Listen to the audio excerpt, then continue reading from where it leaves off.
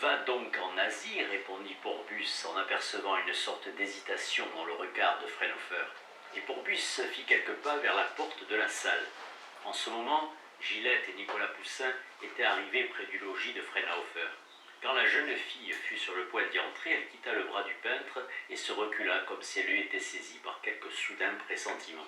« Mais que viens-je donc faire ici » demanda-t-elle à son amant, d'un son de voix profond et en le regardant d'un œil fixe.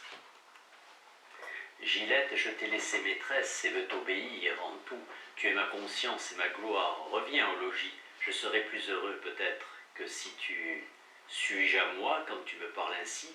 Oh non, je ne suis plus qu'une enfant. Allons, ajouta-t-elle, en paraissant faire un violent effort, si notre amour périt, et si je mets dans mon cœur un long regret, ta célébrité ne sera-t-elle pas le prix de mon obéissance à tes désirs ? Entrons, ce sera vivre encore que d'être toujours comme un souvenir dans ta palette. En ouvrant la porte de la maison, les deux amants se rencontrèrent avec Porbus, qui, surpris par la beauté de Gillette, dont les yeux étaient alors pleins de larmes, la saisit toute tremblante et la menant devant le vieillard. « Tenez, dit-il, ne vaut-elle pas tous les chefs-d'œuvre du monde ?» Freinhofer tressaillit. Gillette était là, dans l'attitude naïve et simple d'une jeune géorgienne innocente et peureuse, ravie, et présentée par des brigands à quelques marchands d'esclaves. Une pudique rougeur colorait son visage, elle baissait les yeux, ses mains étaient pendantes à ses côtés, ses forces semblaient abandonnées, et des larmes protestaient contre la violence faite à sa pudeur. En ce moment, Poussin, au désespoir d'avoir sorti ce beau trésor de son grenier, se maudit lui-même. Il devint plus amant qu'artiste, et 1000 scrupules lui torturèrent le cœur quand il vit l'œil rajeuni du vieillard, qui, par une habitude de peintre, déshabilla, pour ainsi dire, cette jeune fille en devinant les formes les plus secrètes. Il revint alors à la féroce jalousie du véritable amour. « Gillette, partons » s'écria-t-il. À cet accent, à ce cri, sa maîtresse joyeuse leva les yeux sur lui, le vit et courut dans ses bras. « Ah, tu m'aimes donc » répondit-elle, en fondant en larmes. Après avoir eu l'énergie de taire sa souffrance, elle manquait de force pour cacher son bonheur. « Oh, laissez-la moi pendant un moment, dit le vieux peintre, et vous la comparerez à ma Catherine. Oui, j'y consens. » Il y avait encore de l'amour dans le cri de Freinhofer. Il semblait avoir de la coquetterie pour son semblant de femme, et jouir par avance du triomphe que la beauté de sa vierge allait remporter sur celle d'une vraie jeune fille. La beauté de l'imaginaire l'emporte au regard de Freinhofer sur toute beauté visible et réelle. « Ne le laissez pas se dédire » s'écria Porbus en frappant sur l'épaule de Poussin. « Les fruits de l'amour passent vite, ceux de l'art sont immortels. » Pour lui, répondit Gillette en regardant attentivement le Poussin et Porbus, ne suis-je donc pas plus qu'une femme ? Elle leva la tête avec fierté, mais quand après avoir jeté un coup d'œil étincelant à Freinhofer, elle vit son amant occupé à contempler de nouveau le portrait qu'il avait mis naguère pour un Giorgio. « Ah, dit-elle, montons, il ne m'a jamais regardé ainsi. » Vieillard, reprit Poussin tiré de sa méditation par la voix de Gillette, vois cette épée, je la plongerai dans ton cœur au premier mot de plainte que prononcera cette jeune fille. Je mettrai le feu à ta maison et personne n'en sortira, comprends-tu ? Nicolas Poussin était sombre et sa parole fut terrible.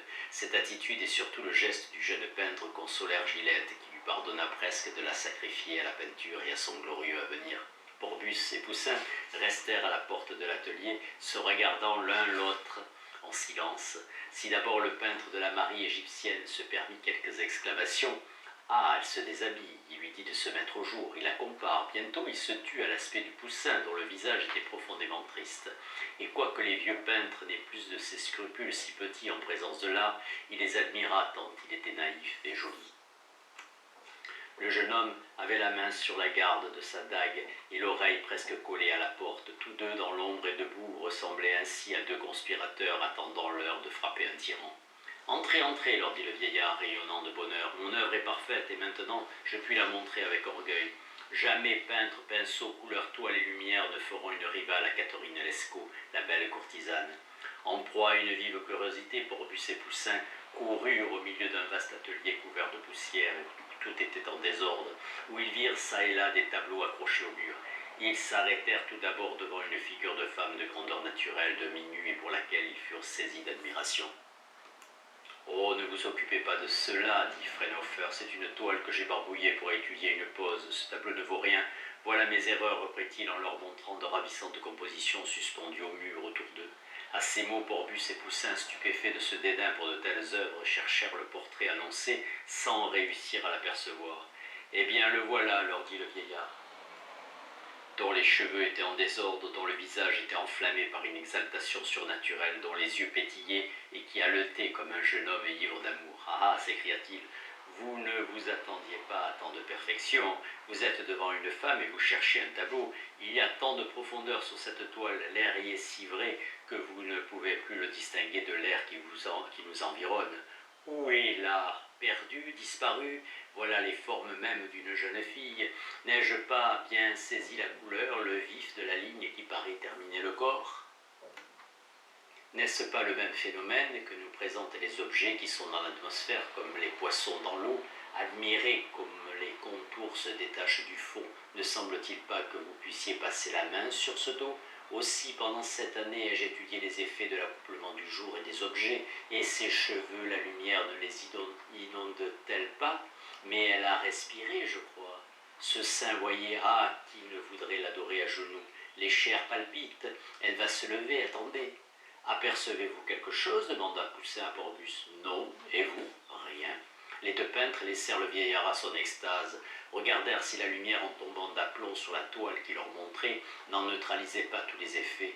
Ils examinèrent alors la peinture en se mettant à droite, à gauche, de face, en se baissant et se levant tour à tour. Oui, oui, c'est bien une toile, leur disait Fraunhofer, en se méprenant sur le but de cet examen scrupuleux. Tenez, voilà le châssis, le chevalet, voici mes couleurs, mes pinceaux. Et il s'empara d'une brosse qu'il leur présenta par un mouvement naïf. Le vieux Lansquenet se joue de nous, dit Poussin en revenant devant le prétendu tableau. Lansquenet, le terme est destiné à rappeler les origines germaniques de Fraunhofer. Je ne vois là que des couleurs confusément amassées, contenues par une multitude de lignes bizarres qui forment une muraille de peinture. Une muraille de peinture est l'image de l'échec de Fraunhofer, de la dissolution de l'œuvre, de ses dimensions spatiales et colorées dans le chaos de l'informe. Elle représente, selon Richard, le contraire de l'ouvert, l'obstacle même, la clôture la plus irrémédiable. Nous nous trompons, voyez, reprit Porbus. En s'approchant, ils aperçurent dans un coin de la toile le bout d'un pied nu qui sortait de ce chaos de couleurs, de tons, de nuances indécises, espèce de brouillard sans forme, mais un pied délicieux, un pied vivant. Ils restèrent pétrifiés d'admiration devant ce fragment échappé à une incroyable, à une lente et progressive destruction. Ce pied apparaissait là comme le torse de quelque Vénus en marbre de Paros, qui surgirait parmi les décombres d'une ville incendiée. Il y a là une femme là-dessous, s'écria Porbus en faisant remarquer à Poussin les couches de couleurs que le vieux peintre avait successivement superposées en croyant perfectionner sa peinture. Les deux peintres se tournèrent spontanément vers Fraunhofer en commençant à s'expliquer, mais vaguement, l'extase dans laquelle il vivait. « Il est de bonne foi, dit Porbus. »« Oui, mon ami, répondit le vieillard en se réveillant.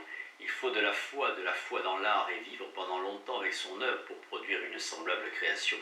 Quelques-unes de ces ombres m'ont coûté bien des travaux. Tenez, il y a là sur sa joue, au-dessous des yeux, une légère pénombre qui, si vous l'observez dans la nature, vous paraîtra presque intraduisible. Eh bien, croyez-vous qu'elle ne m'ait pas coûté des peines inouïes à reproduire? Mais aussi, mon cher Porbus, regarde attentivement mon travail et tu comprendras mieux ce que je te disais sur la manière de traiter le modèle, le modelé et les contours. Regarde la lumière du sein et vois comme par une suite de touches et de re-hauts fortement empâtés, je suis parvenu à accrocher la véritable lumière et à la combiner avec la blancheur luisante des tons éclairés. Re-hauts, retouches servant à faire ressortir des figures, des ornements, des moulures. Et comme par un travail contraire en effaçant les saillies et le grain de la pâte, j'ai pu, à force de caresser le contour de ma figure, noyer dans la demi-teinte, ôter jusqu'à l'idée de dessin et de moyens artificiels et lui donner l'aspect et la rondeur même de la nature. Approchez, vous verrez mieux ce travail. De loin, il disparaît. Tenez, là, il est, je crois, très remarquable. Et du bout de sa brosse, il désignait aux deux peintres un pâté de couleur claire. Porbus frappa sur l'épaule du vieillard en se tournant vers Poussin. « Savez-vous que nous voyons en lui un bien grand peintre, dit-il, et il est encore plus poète que peintre, répondit gravement Poussin. Là, reprit Porbus en touchant la toile, finit notre art sur terre, et de là, il va se perdre dans les cieux, dit Poussin. Dans les cieux, Frauenhofer a coupé l'art de la dimension du réel en méconnaissant que la peinture est un phénomène d'incarnation. Combien de jouissances sur ce morceau de toile, s'écria Porbus. Le vieillard absorbé ne les écoutait pas et souriait à cette femme imaginaire. Cette femme imaginaire, tout modèle vivant, même Catherine Lescaut ou Gillette, ne correspond qu'imparfaitement au rêve poétique conçu par Frauenhofer.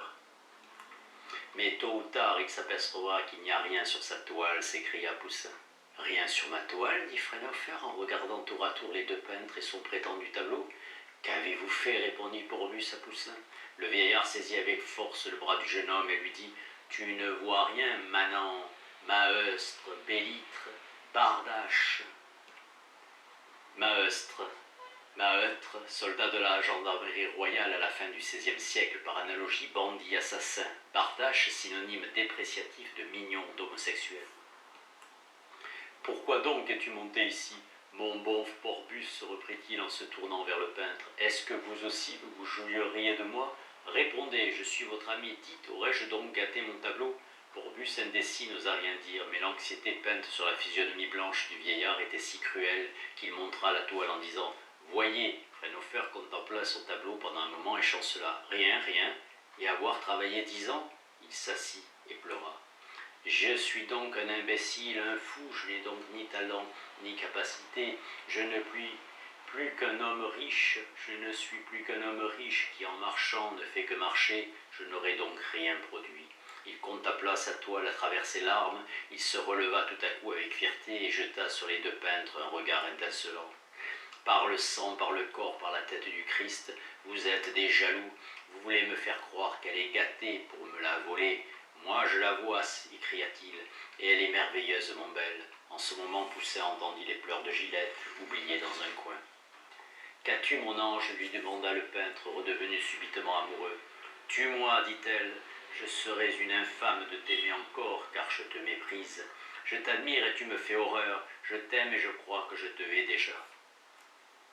Pendant que Poussin écoutait Gillette, Frauenhofer recouvrait sa Catherine d'une serge verte avec la sérieuse tranquillité d'un joaillier qui ferme ses tiroirs en se croyant en compagnie d'adroits larrons. Pendant que Poussin, les deux paragraphes sur lesquels s'achève le récit sont de 1837. Ils apportent un dénouement précis absent de la version de 1831, qui ramène l'intrigue au destin de Frauenhofer, acteur central et consacre son échec par la mort et la destruction de ses toiles. Il jeta sur les deux peintres un regard profondément sournois, plein de mépris et de soupçons, les mit silencieusement à la porte de son atelier avec une promptitude convulsive, puis il leur dit sur le seuil de son logis « Adieu, mes petits amis ». Cet adieu glaça les deux peintres. Le lendemain, Porbus, inquiet, revint voir Frauenhofer et apprit qu'il était mort dans la nuit après avoir brûlé ses toiles. Charles Baudelaire, j'ai maintes fois été étonné que la grande gloire de Balzac fût de passer pour un observateur. Il m'avait toujours semblé que son principal mérite était d'être visionnaire, et visionnaire passionné. Tous ces personnages sont doués de l'ardeur vitale dont il était animé lui-même. Toutes ces fictions sont aussi profondément colorées que les rêves.